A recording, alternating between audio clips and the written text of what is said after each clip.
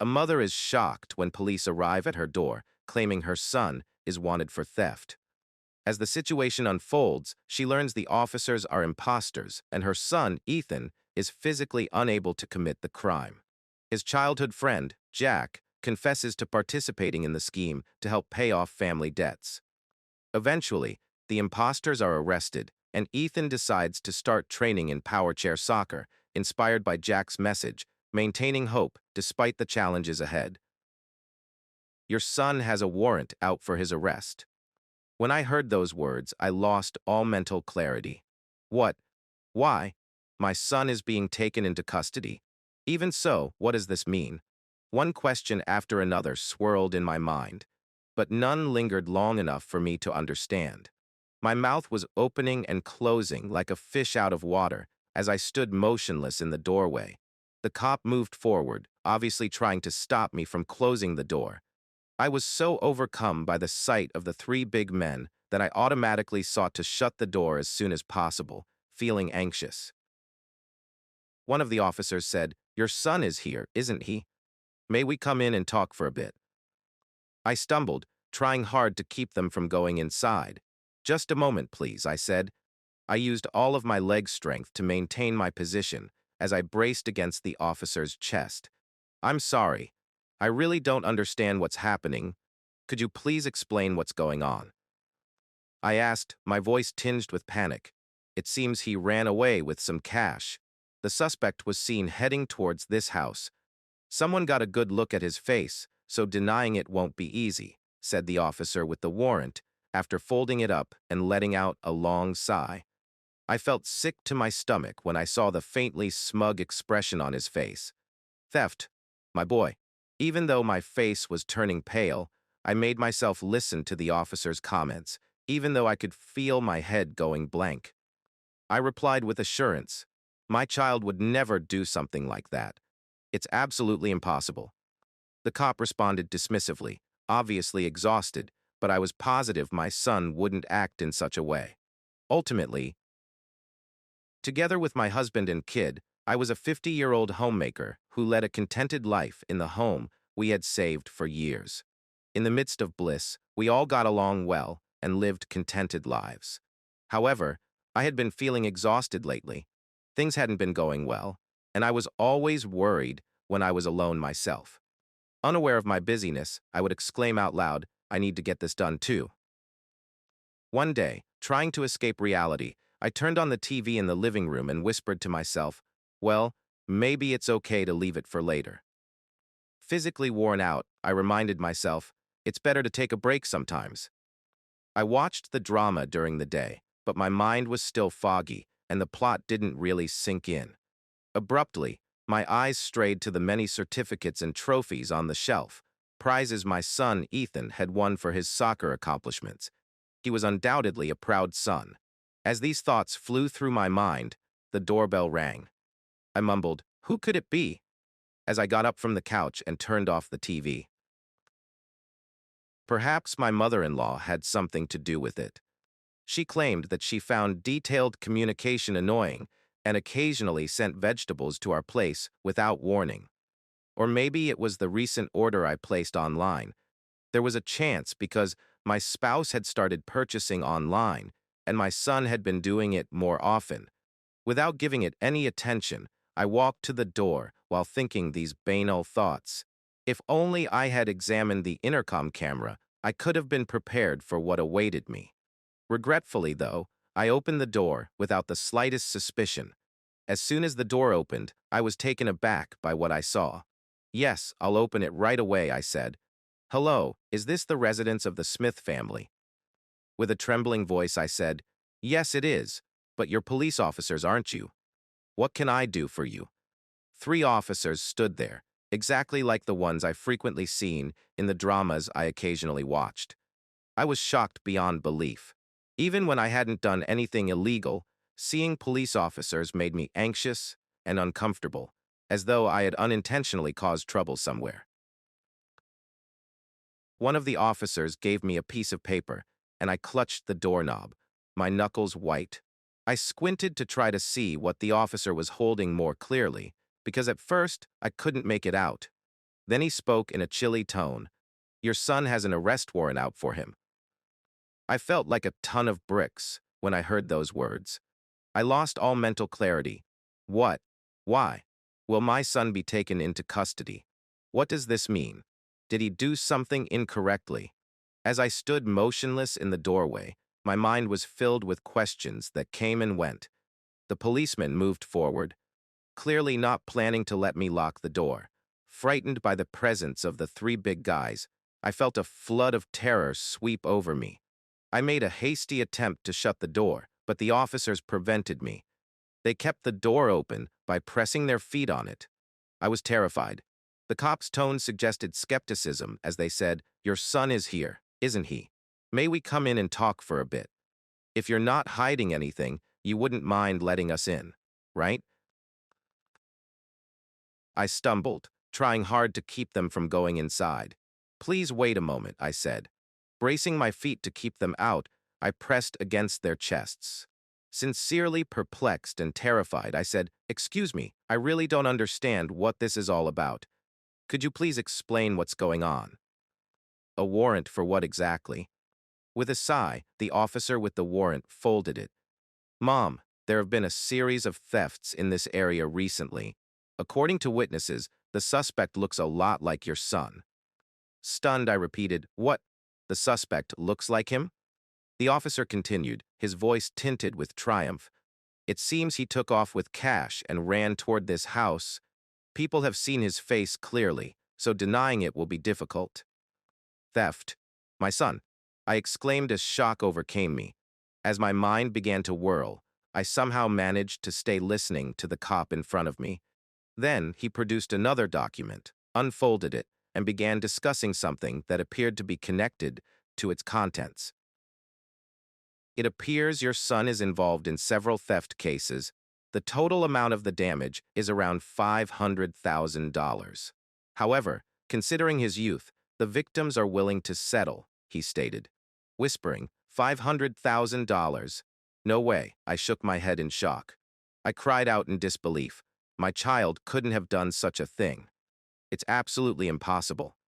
The officer, who was tired, answered, "I understand how you feel. Every parent says the same thing, thinking their child couldn't possibly be involved in theft. However, we need you to prepare the $500,000, and we'll discuss this further with your son." My thoughts were racing as I grabbed for the front door while staring at the officer's face. "Could you please wait outside for a moment?" I replied, "No, we wait inside," was his strong reply. Seeking any excuse to buy time, I blurted out, "I need to use the bathroom. You can't just barge into someone's house without permission while the homeowner is in the bathroom, right? Or can't you wait for just 5 minutes while I go?" The policeman's intimidating presence made it difficult for me to relax. The last thing I wanted to do was shut the door. "Please let me use the bathroom. I'm at my limit. I'll listen to everything properly afterward," I begged. For a minute, the officer paused, which was all I required. I hurriedly closed the entrance door. I didn't hesitate, even though there was a loud thud that followed, most likely the officer knocking or kicking it. I instantly locked the door. I felt a wave of emotions, including relief, dread, and a plethora of questions as soon as the lock clicked. The officer's voice roared, "Mom, please open the door." And there was a banging sound on the door. I cautiously backed away from the entryway out of concern for the neighbors. I said, "I'll be right back," and hurried to the restroom. I needed a time to ponder, but I didn't actually need to utilize it. I muttered to myself, calm down," in a desperate attempt to calm myself. I sat on the toilet, my hands shaking as I reached for some toilet paper, and slowly my ideas started to form. Ethan could not possibly be involved in a crime, I told myself. There must have been a miscommunication. I made the resolve to confidently confront the police. I had nothing to hide, after all. I took a big breath and decided to go back to the front door around 5 minutes later. I opened it and turned back to the officers. "Excuse me, ma'am," the officer yelled, but I continued telling myself to remain composed. "Your son hasn't tried to escape in the meantime, has he? Please allow us to search the house, the cop insisted. I answered firmly, he hasn't done anything like that. I'll say it again. My son hasn't committed any theft. It's impossible. Even if you say that, we can't just take your word for it. There are witness testimonies and camera footage. If you cover for your son, you could also be implicated, the police officer stated. I became very suspicious and yelled, "Camera? You didn't mention that before." The cop retorted, "There is evidence. We mentioned it because it seems you won't admit it." With growing uneasiness, I asked, "You claimed he looked like the suspect earlier, but now you're saying it's my son. Your story keeps changing, doesn't it?" "Look, ma'am, I understand it's hard to accept," the officer insisted adamantly, disregarding my inquiries. He spoke incoherently, and something didn't feel right. The data was inconsistent and continually changing. Even the police outfits appeared to be theatrical costumes upon closer examination. I peered attentively at the face of the youngest-looking officer, who swiftly diverted his sight when he spotted my scrutiny. Clearly suspicious. "Ma'am, enough is enough," the biggest and oldest officer yelled as he shoved past me. Trying to stop his path, I objected, saying, "You can't just barge in like that." But he easily pushed me away. As the officers pressed deeper into the house, I tripped and fell to the ground. I yelled, "Stop, don't come in," and scurried to follow them. "Don't touch anything." The officers disregarded me, in spite of my frantic pleas, searching through drawers in the living room and kitchen and sifting through everything from one end of the room to the other, leaving a chaotic trail in their wake. Anxiety wrenched my stomach. "Stop it. I'm telling you, hey!" I hurried over to an officer who was pulling out a drawer that held my husband's and my wedding rings, and I slammed it shut with a loud crash that reverberated throughout the room. I shook with rage and scowled at one of the cops, saying, "There's nothing here. You can't just enter someone's home and go through their drawers." The officer who had looked away before was the younger one. He gave me a small nod before leaving for another room. The three officers finally focused on Ethan's room, which was easily recognized by the nameplate on the door. They went right in. I yelled as loudly as I could, "My son is sleeping in there. Don't go in." But the door slid open, ignoring my entreaty. As they entered, one of the officers yelled, "We just want to talk," but they all became silent at once. They all three gazed toward the bed in the rear of the room. My kid carefully bowed his head toward the cops from his bed and said, "Hello, I've heard the conversation. I'm Ethan, the son."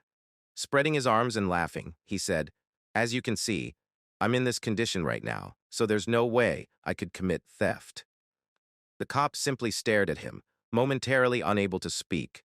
Ethan was on a nursing bed with a mattress that prevented pressure sores. A wheelchair stood next to the bed, and a call button and bundles of towels were easily accessible. My son was confined to his bed. One cop, who had before talked in a tone that was almost menacing, remarked, "I'm sorry, it seems we've made a mistake," and now he smiled ruefully. Ethan smiled back a little. "That's right. I'm relieved. I can't move my lower body, so it's impossible for me to steal and run away," he said, gesturing at the wheelchair. "I can't even get into that without help. I can't go outside by myself." With an awkward nod, the officer said, "I see. That was the case. We apologize for our mistake. We'll take our leave now," as they got ready to depart. I tightened my fists in frustration and wanted to speak, but one cop hung around and walked over to Ethan. "Hey," he murmured. "What's up?" My son asked. With a hint of worry in his voice, the officer questioned, "What happened to you? Your body?" Ethan asked the officer, "Jack, is that you?" As his eyes glowed with delight and recognition. As I walked up to the youngest officer, I realized it was Jack. Ethan's childhood friend, Jack? I yelled, putting my hand over my mouth in shock. Since they were young children, Ethan and Jack had been best friends, and they both had a strong love for soccer. From elementary school onward, they played together almost every day and had intended to join the middle school soccer team. However, Jack and his parents lost contact after he had to relocate abruptly for his parents' jobs. Unable to conceal my surprise, I said, I remember watching you excel at soccer, thinking you'd go pro after college. I even saw you in magazines. But what happened? Jack, who was clearly disturbed, looked down as Ethan pulled the cover up to show his still legs. Ethan remarked, I had an accident a month ago, grinning sadly. Now my lower body doesn't move at all. Ethan swiftly pulled the blanket back over Jack's legs after noticing the anguished look on his face and smiled more broadly at him. But hey, it's really been a long time, hasn't it? You became a police officer, but don't you play soccer anymore? Jack's face became complicated, and he responded subtly while picking his words carefully. Jack remembered with his head lowered. I didn't have the talent like you, Ethan. Besides, I had other things to worry about. I recalled Jack's challenging familial circumstances, including his father's nightly drinking and lack of a reliable work. His father's debts were a factor in the transfer, in addition to his parents' employment. Jack's head hung down as he talked. Halfway through, Ethan sat up and started talking positively. What do you mean you had no talent? You were always so hardworking. I was always envious of you, Ethan. You never gave up on anything, and you always looked so cool. I pushed myself because of you, and now seeing you do your best as a police officer gives me strength too, Jack said with a trembling voice. I'll do my best. I promise. Next time we meet, let's play soccer together. Okay? Even if I'm in this situation, I can still play. There are ways for people with disabilities to play soccer, he continued. Jack, however, kept his head down and did not answer. He had a light complexion. With a worried expression on his face, Ethan said, Hey, are you okay, Jack? Jack's eyes started to well up with tears, which spilled softly onto the floor. Jack, Ethan yelled once more, his voice worried. Jack gazed up at Ethan and fought to contain his tears. I saw the other two officers stealthily attempting to flee during that critical period. I gave them a stern look as my rage flared. Where do you think you're going? I asked. Taken by surprise, the officers looked at each other nervously. With a stutter, one of them said, it seems there was a mistake, and we need to conduct further investigations, so we'll be leaving now, hoping to avoid any conflict. After smashing into our house, they were trying to get away without even saying sorry. I was ready to yell at them when Jack interrupted, his voice firm, in spite of the tears. I'm out. The two cops looked at him bewildered. One demanded, What do you mean, out? Jack went on with a trembling but determined voice. You were the one who said this house was wealthy. This is wrong, and you know it. I'll tell everything to the police. A heated argument developed between the cops and Jack. An enraged one of them lunged at Jack. Wait, I tried to say, but my voice hardly registered because I was too afraid. Jack staggered to the ground as the officer's fist struck with a terrible thud. The hit caused his cheek to enlarge. He was down when he was kicked by another officer. One of the muscular men yelled, Pay the money and clear your father's debt, in a tone full of hate. As I observed their cruelty, I stood motionless, feeling shocked and horrified. Jack looked up at the officers, despite the pain from the punches and kicks, and said, I'll turn myself in. I'm sorry, Ethan. I'm not the person you praised anymore. I've always envied you, your talent, your life, and I hate myself for using my circumstances as an excuse for the terrible things I've done. One of the phony policemen growled, Don't joke about turning yourself in, and lifted his fist to hit Jack once again. But before he could, the tension was broken by a sharp voice. Hold it right there. We all turned to face the voice's origin, and I felt a rush of relief when I spotted a real police officer wearing a uniform and with his badge prominently displayed. Shining, the phony cops were quickly caught by the real ones. With a worried tone, the real officer said, Sorry for the delay. Are you and your son hurt? No, we're okay somehow, I said, still trembling. I had already contacted the police in secret while using the restroom to report that 3 males posing as officers were at my home. I had contacted the appropriate authorities because of their suspicious behavior. When the imposters resisted arrest, the genuine officer commanded, "Come quietly," and they were soon subdued.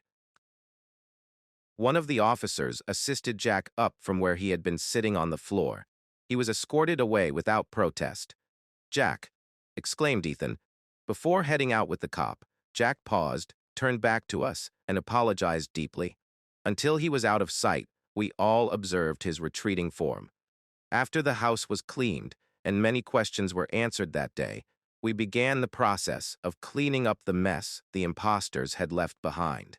I awaited my husband's return with trepidation. He apologized frequently for not being able to get in touch with us sooner, but he rushed back as soon as he could, despite his hectic work schedule and the lengthy trip. I told him that the only thing that mattered was that we were safe. We found out more about Jack's situation later. Of the three, only Jack confessed to the police. They turned out to be friends from high school who had gotten caught up in a series of local thefts. By falsely accusing their children of stealing and extorting money from terrified parents, their scam preyed on privileged families. The bogus arrest warrant was their own manufacture, and the police clothes were nothing more than costumes. Up until the episode that resulted in their detention, this strategy had been effective for them. Jack had put a lot of effort into paying off his family's obligations at first, but he reluctantly consented to take part in this plan when the interest continued mounting and he was unable to make the payments. He was informed that some of his debt would be forgiven if he could give details about the wealthy neighborhood in which he had previously resided. That explains how well-versed they were in our area and how long their crimes had remained undiscovered.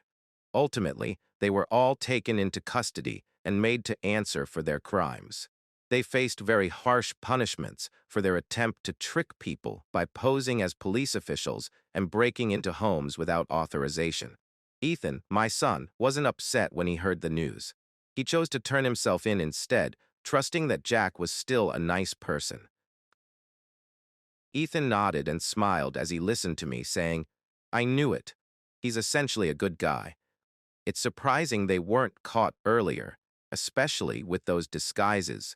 Did you know from the start that they weren't real cops?" I responded, "Yeah," said Ethan, claiming to be a cop with such an untrained physique. Jack used to be much fitter. I could tell something was off right away. He later added that he had observed additional strange things, such how Jack wouldn't meet his eyes, and how his voice, albeit different, reminded him of his old friend. "I wonder how long it will be before he can come back," Ethan mused. "It's not confirmed yet, but don't worry. He'll bounce back. He's still the same guy he used to be." "Ethan," I uttered confidently. On a calm morning, a month later, I delivered breakfast to Ethan's room. I said, "Good morning, Ethan," to him. He said, "Morning, Mom." Ethan asked, thinking about something else before he even considered food, "Did it arrive today?" I gave him a plain envelope and nodded. I gently taunted, "You're more worried about Jack than breakfast, huh?" "Yes," Ethan admitted, carefully opening the letter from Jack. "What does Jack say?" As Ethan read the letter, a joy filled his face. "He wants to play soccer together. He's been staying active over there," Ethan said. I couldn't help but smile when I saw him smiling. Ethan was accompanied by a brand new wheelchair made especially for soccer. Ethan had made the decision to begin power chair soccer training after everything that had transpired. He was quite determined. His first goal was to play soccer with Jack once more. I decided as I watched him, I would enjoy life to the fullest, even if there were difficulties ahead and things didn't always go as planned. Since I was inspired by my son, who was constantly smiling and approached his problems with such a cheerful outlook, I had the impression that I could do anything I set my mind to today. Living well, overcoming the pain, and being stronger as a result is ultimately the best kind of retaliation. Ethan's path serves as a reminder that we all possess the capacity to recover, overcome, and thrive, even in the face of betrayal. Take a time to establish boundaries, look for healing, and make an investment in your own development if you're experiencing anger or betrayal. The most effective kind of retaliation is sometimes peace. How have you remained strong in the face of betrayal? I would love to hear your stories. Leave a comment below with your opinions. Together, let's establish a space for recovery and development. How can you overcome this?